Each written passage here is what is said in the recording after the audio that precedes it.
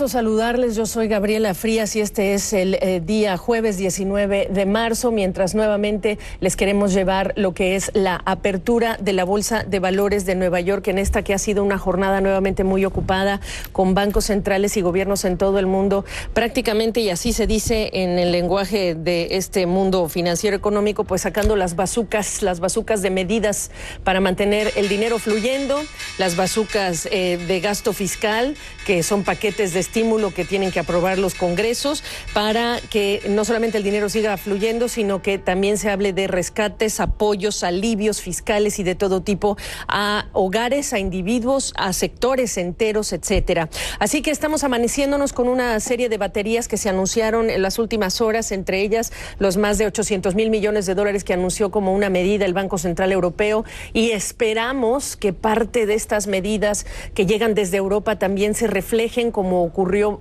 más temprano, en la operación de algunas bolsas de valores de allá y de monedas también en Europa. En este momento, cuando ya nos ubicamos por debajo de los 20,000 puntos del promedio industrial Dow Jones, pues estamos viendo cómo se intenta o intentan los mercados pues reflejar que en algo se pone un piso. Es difícil hablar de un piso, y también es difícil hablar de estas historias. Lo que importa aquí es, primero, que el temor que genera la incertidumbre de este virus no se convierta en pánico en nuestra psique. Eso es muy importante, porque ese es el segundo gran problema que tenemos, y es que no caigamos en pánico. Lo que sí es establecer este sentido de urgencia con el que están actuando las autoridades. Vamos a la Bolsa de Valores de Nueva York con José Luis de Haro, porque la bolsa misma, que el secretario del Tesoro estadounidense Steven Mnuchin ha dicho vamos a mantener operando, lo mismo que los bancos, pues la bolsa misma ha sido noticia, porque a partir del lunes se cancelan las operaciones en el piso de la bolsa. Es decir, esta imagen que ustedes ven en su pantalla, donde ven ustedes a personas caminando, ahí tienen, esta es una bolsa que tiene ya muchísimas transacciones electrónicas, pero aún tiene estos llamados especialistas, estas personas que ustedes ven diario con batas, unas batitas que además traen el logo de la compañía que representan. Eso que ven ahí es lo que vamos a dejar de ver a partir del lunes, y se traslada toda la operación de la Bolsa de Valores de Nueva York a electrónico, obviamente con las excepciones que el caso ameriten, pero porque además ayer se informan de 2 casos específicos que dan positivo de COVID de 2 empleados del New York Stock Exchange. José Luis de Haro, a partir del lunes va a seguir colaborándonos y aportándonos todo lo que es esa perspectiva desde allá, y lo hará desde su casa, porque imaginamos que te habrán puesto en cuarentena o algo similar. ¿Cómo estás, José Luis? ¿Qué me cuentas? Pues de momento, Gaby, continuamos aquí en la Bolsa de Valores de Nueva York. Yo personalmente me encuentro bien, y además recordar a todos nuestros televidentes cómo desde el lunes todo individuo que entra al edificio tiene no solo que rellenar un formulario para decir si realmente tiene algún tipo de síntomas, si ha viajado fuera de Estados Unidos o si ha estado en contacto con alguien que ha tenido síntomas, sino que también se nos ha tomado la temperatura, y además se están administrando pruebas del COVID-19 a todos aquellos empleados o individuos que trabajamos aquí y demostramos algún tipo de síntoma. De momento, como indicabas, la bolsa va a echar el cierre de sus operaciones en el piso a partir del próximo 23 de marzo. Esto no solo implica esas operaciones que vemos tradicionalmente en el piso, sino también otras operaciones que se producen aleatoriamente, como pueden ser las operaciones con futuros. También otra plataforma bursátil que esta casa, la New York Stock Exchange, tiene en San Francisco, pero independientemente de esto, las operaciones de compra, venta de acciones y de otros activos van a seguir continuando de forma eventualmente normal. Lo que pasa que no van a estar esos especialistas que mencionabas, precisamente para asegurarse que todo transcurre realmente sin mayor disrupción, pero tenemos que recordar cómo la Bolsa de Nueva York ya ha utilizado este tipo de operaciones electrónicas. Lo hizo en 2012, cuando tuvimos el huracán Sandy aquí en Nueva York. También lo vimos tras los atentados del 11 de septiembre, con lo cual lo que es el mercado, que es la importancia que han reiterado tanto la presidenta de esta casa, Stacey Cunningham, como el secretario del Tesoro, Steven Mnuchin, y otros reguladores, es que el mercado va a seguir abierto. Los inversores, que además tenemos que recordar, muchos estadounidenses son inversores implícitamente a través de sus fondos de pensiones, de sus 401ks, van a poder seguir accediendo a esas inversiones, a ese dinero, y eso es importante para garantizar la transparencia y también cierta confianza ante toda esta situación. En estos momentos casi no quedamos periodistas informando sobre todo lo que está ocurriendo aquí dentro, y se nos ha aconsejado que después de esos 12 casos al menos que se han registrado en las últimas horas, que comencemos nuestra cuarentena a partir del viernes. La gente que nos está viendo y que quizá ya muchísimas personas tienen que quedarse en casa y nosotros nos comprometemos a traerles lo último que haya de información, primero confirmada, segundo con perspectiva, para entender que esto es un asunto global y que viene avanzando lentamente, y que las prioridades y las urgencias tienen que ver sí con el tema médico y también con cuándo me van a apoyar, que esa es la otra gran pregunta que se empieza a propagar entre muchos jefes de familia, mujeres, hombres, jefes de familia. ¿Cuándo me va a llegar a mí la ayuda? ¿Cuándo? ¿Qué le voy a decir a mis trabajadores? Nosotros nos comprometemos en traer todas estas informaciones. Una de ellas es la aprobación de un primer paquete, y ya convertido en ley por el presidente Donald Trump, que implica un paquete de alivio, que implica, pues la paga directamente, cheque directamente para aquellas personas que, tienen que estar en casa, paid leave o paid sick por enfermedad, y también aquellas personas que están en cuarentena o que están apoyando a otra persona y que no pueden ir a trabajar. Ese paquete ya se está aprobando. También lo que ha prometido el vicepresidente Mike Pence en Estados Unidos, pues es la gratuidad de lo que serían las pruebas de diagnóstico para coronavirus. Esto ya está como ley, y vienen más paquetes, y eso es lo importante. Además de que cuando todavía el tema es el dónde están los exámenes de diagnóstico, cuántos hay disponibles, quiénes van a tener o no acceso. Lo que sí sabemos es que está garantizado ya por ley, por lo que lo firmó ya el presidente Trump, que esa prueba de diagnóstico está gratuita o será gratuita. Esa gratuidad se queda confirmada. Eso es por un lado de los hogares. Los países también están pidiendo apoyo, y esta mañana la Reserva Federal, en un mensaje, en un comunicado, avisa que está haciendo disponibles los dólares. ¿Qué es esta psique del consumidor y de los empresarios? Necesitamos que haya liquidez y que sea al menor costo posible, porque apenas vamos a entrar a esto que es el golpe fuerte de este coronavirus en su impacto económico, cuando se alarga la lista de sectores que están pidiendo alivio. Jorge Suárez Vélez está en Nueva York. Esperamos tú, tu familia, tus seres queridos estén bien, Jorge. Y aquí solamente, Jaime Brito, al rato tendremos a Jorge Suárez entonces. Jaime Brito, en un día en el que hemos puesto también énfasis en las ironías desafortunadas de este momento, como la caída, el desplome, no se puede hablar de otra cosa, en los precios del petróleo, a mínimos en 18 años. La advertencia del lunes de la OPEP y de la Agencia Internacional de Energía de que está en riesgo entre el 50 y hasta el 85% de los ingresos que reciben aquellos países en desarrollo por vender petróleo y gas, y el desafío entonces de las autoridades, muchas en América Latina, para hacerle frente al COVID y al impacto económico. Te escucho. Correcto, Gaby. Buenos días. Tal como lo mencionas, de por sí ya había varios planes regionales en América Latina que tenían que ver con recuperación, con venta de activos. Por ejemplo, el caso más claro, más evidente y más grande en la región es Petrobras. En Brasil ya se tenía un plan desde finales del año pasado que la empresa brasileña iba a tener que vender refinerías y bastantes activos para recapitalizarse, este plan de reestructuración. Con este nuevo contexto de las últimas semanas, lo que muy probablemente pudiera ocurrir es que las empresas internacionales que podrían invertir en lugares como Brasil o México, el resto de América Latina, van a tener muchísimo más reserva, muchísimo más cuidado para gastar $1 en el extranjero, en su portafolio internacional. Y por ello empresas como Petrobras, que ya tenían la necesidad de vender activos, seguramente van a llevar a cabo cambios institucionales, regulatorios. Por ejemplo, podrían liberalizar por completo toda su cadena de suministro de venta de hidrocarburos, de estaciones de servicio, de gasolineras, etcétera. Podría haber cambios en los regímenes fiscales. Por ejemplo, en Brasil podría aumentarse la facilidad para que las empresas privadas produzcan más petróleo, sean dueñas de activos de pozos petroleros. Y si Brasil da ese paso para dar incentivos para atraer inversión extranjera, muy seguramente obligaría al resto de los países que tienen reservas petroleras en América Latina a presentar planes para hacer más atractivas sus propias reservas petroleras. Entonces, es muy probable que dentro de toda esta incertidumbre que tenemos de este mes, el resto de América Latina pudiera tener una transformación gigante, histórica, en cuanto a cambio de regímenes fiscales, facilidad de empresas internacionales que pudieran invertir.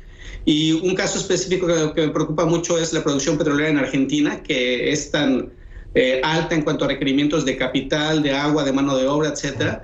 Y otro caso que es muy evidente en todo este contexto es el caso de México. Esta idea de invertir en una nueva refinería con muy altos costos muy probablemente tuviera que ser reconsiderada. Yo, en mi opinión, si yo tuviera el timón al mando, veo que la única opción real de corto plazo que tuviera México para poder incrementar su refinación o la capacidad con la que utiliza sus propias refinerías sea que el país se le permita importar crudo americano, el cual ahorita necesita salir a alguna parte del mundo. Y este es el momento histórico por precios bajos en que México podría importar crudo ligero, el cual no tiene, y el cual es la causa por la que una gran cantidad de sus refinerías no están operando al máximo, porque no hay crudo mexicano ligero. Entonces, este tipo de sinergias, de cambios completos de paradigma, muy seguramente se van a ver afectados y cambiados en todo el resto de América Latina en los siguientes meses. Claro que el tema bueno, estaba yo viendo el precio de la gasolina en Kentucky, 99 centavos de dólar el galón, para que se den una idea de cuánto se ha desplomado el petróleo. Hablamos de la gasolina cuando hay millones de personas en su casa, lo que solo reitera la razón por la que se están desplomando estos precios, por un lado. Por otro lado, hablamos del petróleo no porque esté lejos, sino porque está muy, muy, muy cerca de lo que son los presupuestos de los gobiernos, muchos Arabia Saudita, en la región, también en América Latina, y por eso es importante, porque de esa venta depende también los recursos disponibles para, por ejemplo, educación, salud, y por supuesto que hablamos de los precios del petróleo, porque aquellos países que son importadores netos tienen que enfrentarse a un escenario complejo, que es el escenario de esta fuerte caída en los precios del petróleo, que sin embargo se ve eclipsada en alguna medida por esta exigencia que hay, demanda altísima por dólares, lo que también presiona las arcas de las autoridades, porque se abaratará el precio del combustible, del gas, de la gasolina, pero ¿a qué precio lo pueden importar países pobres, países en desarrollo? Y estas son las naciones que más van a requerir la lupa de los expertos. Están los médicos, pero también los expertos fiscales y los expertos de organizaciones internacionales, desde la OMS, que es la Organización Mundial de la Salud, hasta organizaciones y organismos como el Banco Mundial, que se dedican a apoyar a estos países, o incluso el propio Fondo Monetario Internacional, que no ha parado de hacer anuncios para decir hasta cuánta cantidad de dinero y de recursos puede estar poniendo para que los gobiernos puedan coordinarse y activar medidas. El día de hoy, Jaime, también preguntarte, porque hace algunas horas, y yo pensaba usarlo incluso como mi cifra del día, pues obviamente en Canadá parece ser el primer país que está cayendo víctima de esta guerra entre Arabia Saudita y Rusia por ver quién vende más bajo su petróleo, inundando el mercado además de crudo, porque estamos hablando de que el crudo de referencia en Canadá, en lo que son los oil sands, tú me recordarás cómo se dicen, porque se me olvida ahora, estamos hablando de un precio mínimo de $7.47 el barril. Lo que implica aquí es cuánto ya producir petróleo, pues esa pérdida, y cuánto pues ya no es negocio, etcétera. Jaime, te escucho. Sí, aquí el desarrollo de las arenas bituminosas en Canadá requiere también, similar al caso de la fracturación hidráulica, de mucha mano de obra, mucha agua. Es un requerimiento de capital gigante. Y aquí es un tema de la cadena de suministro. Lo que se saca originalmente de las montañas y de las reservas bituminosas que tiene Canadá es una especie de residuo, es una especie de petróleo, pero exageradamente caro. Eso es lo que está tan barato, eso es lo que vale $7. En realidad eso no se comercializa tal cual, hay que hacerle todavía un proceso, hacerle un aligeramiento, y cuando eso sale al mercado ya en forma de petróleo, tal vez alcanzará un precio de unos entre $15 y $18 actualmente. Sin embargo, ese es el precio que, por ejemplo, están recibiendo países como México, como Colombia. Hay un diferencial de precios entre el crudo WTI, por ejemplo, o el Brent, de unos $7, $8. Entonces, si el Brent está en 25 o en 28, pues el crudo pesado se vende tal vez entre 20 o 17. Desgraciadamente, el costo de sacar todas estas arenas bituminosas en Canadá muy probablemente esté rondando entre los 25 y 35 dólares por barril. Obviamente van a caer los costos, todo va a caer en general en la cadena de suministro. Sin embargo, ya no es tan rentable, y ya no es rentable la producción petrolera de varios pozos en el resto de América Latina. De hecho, hay muchos pozos que requieren tal inversión de capital y tal operación, que hay pozos en México, por ejemplo, que seguramente se estarán produciendo arriba de 30 dólares por barril. Entonces, no es solamente Canadá, también ya hemos tenido algunas empresas en América Latina, dueñas de fracturación hidráulica, dueñas de pozos, que han anunciado que están ya sea recortando horas o que están interrumpiendo operaciones.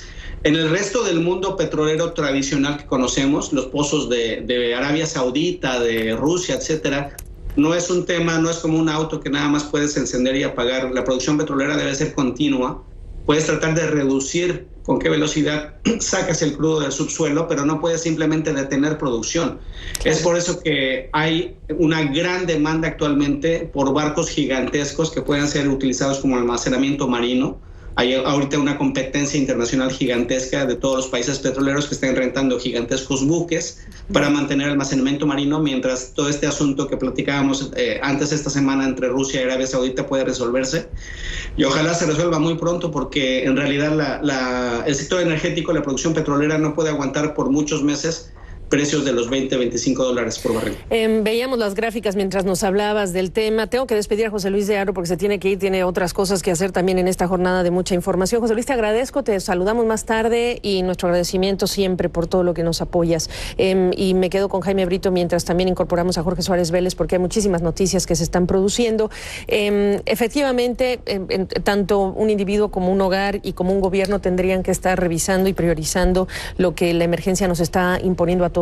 En Estados Unidos la gran conversación tiene que ver con la falta de equipos médicos, falta de insumos médicos, desde mascarillas hasta respiradores, estas máquinas que ahora se están haciendo muy socorridas, no solamente en Estados Unidos, sino también en Europa. Las medidas que las autoridades europeas también están activando justamente para garantizar ese suministro, lo que pueden ayudar también otros países en colaboración. Esta colaboración tiene que ser a nivel financiero, económico y también de conocimiento. Lo que implica es que China también está ofreciendo su apoyo a Europa, a los países que han estado más afectados también por lo que es el número de casos, y un sistemas hospitalarios que están desafiados, lo mismo que hombres y mujeres que están atendiendo esta primera línea de batalla contra el coronavirus. En Estados Unidos estamos hablando de automotrices, tanto como en Europa como en el Reino Unido, automotrices que se están en este momento analizando de qué manera su estructura de producción puede volcarse a apoyar esto que ya ocurre, que es esta elevada demanda de equipos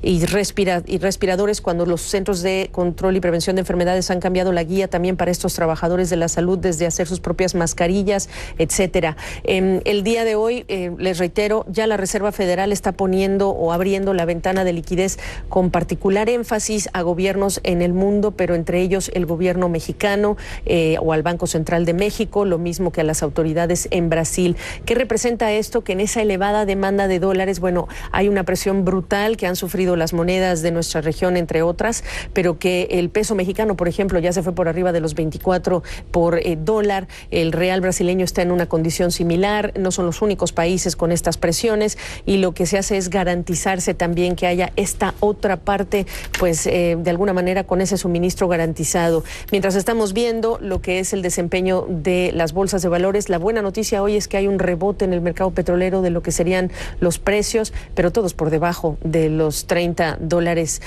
barril. Jorge Suárez Vélez, un gusto saludarte, espero que tú y los tuyos bien. Acabo de hablar de la facilidad de dólares para países como México y Brasil, aunque ha habido ya una acción coordinada desde el lunes con otros bancos centrales. ¿Cómo están las cosas? ¿Cómo nos ayudas?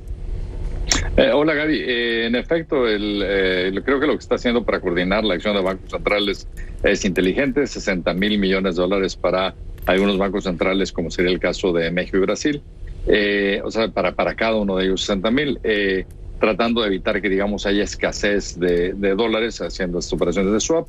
Yo creo que esto es relevante. Lo que me parece que el mercado sigue buscando es que haya mucha más definición en cuanto a los programas de apoyo. O sea, sabemos que vienen, sabemos que los montos son grandes. Se había hablado de hasta 1.3 millones de dólares. El PIB de Estados Unidos es como de 21 millones de millones. Estamos hablando como del 6% más o menos del PIB. Hay quienes empiezan a decir que eso no es suficiente.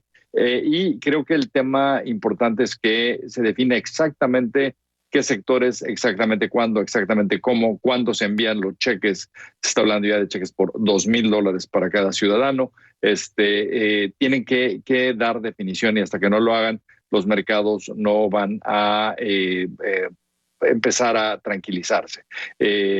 Preocupa también que, para quienes nos ven en América Latina, que hay países donde simplemente no hay preparación alguna, como sería el caso de México. No hay preparación en lo absoluto para la emergencia sanitaria que se les va a venir encima, pero tampoco hay la más mínima intención de presentar algún plan de rescate para los sectores que sabemos que empiezan a estar en situaciones críticas, y esto con el tipo de cambio en México a 24.30, 24.40 por dólar, generar una enorme cantidad de presión también para muchas empresas que deben en dólares. Así que yo creo que parece que no se está aprendiendo de lo que ocurre en otros países. Cuando veas las barbas de tu vecino cortar, en otras palabras, hay que compararnos, hay que ponernos en el espejo. Las comparaciones son odiosas, pero en este caso son necesarias para hablar de lo que ya hicieron acá o allá, que estoy viendo que ocurre en mi país, en mi comunidad, en mi hogar, en mi empresa, etcétera. Déjame marcar una pausa. Jorge Suárez Vélez, estamos siguiendo la apertura del mercado, 531 puntos abajo, no se ha podido sostener. Jorge Suárez nos está dando las razones. Marcamos una breve pausa y seguimos hablando de esto que es la apertura de los mercados y las últimas noticias de las autoridades que se movilizan con sus bazucas para apoyar a los mercados financieros. Gracias por seguir con nosotros en esta cobertura especial en relación con la apertura de los mercados y los últimos anuncios de autoridades monetarias y paquetes de estímulo en todo el mundo. Yo soy Gabriela Frías. Hablamos del petróleo con Jaime Brito, quien nos acompaña desde Houston. Jaime, mientras algunos países como India o Estados Unidos han dicho que buenos estos precios del petróleo, vamos a fortalecer nuestras reservas estratégicas, lo cual es muy bueno, porque al parecer hay ese dinero. La pregunta que yo te hago, la próxima semana estamos esperando una conferencia de países del G20. La presidencia en este momento, si no me equivoco, está en manos de Arabia Saudita, o al menos ha sido el país sede de algunas de estas conferencias. Mi pregunta para ti es, ¿cuánto va a aumentar la presión para que los productores, Rusia, que no es parte de la OPEP, y Arabia Saudita, acuerden algo que le reste presión a los precios del petróleo, y cuánto realmente esta coyuntura tan compleja, inédita, pues no va a hacer que ambos digan, a ver, paramos aquí nuestra atención, que tiene implicaciones geopolíticas y razones geopolíticas, y nos movemos a colaborar, a solidarizarnos?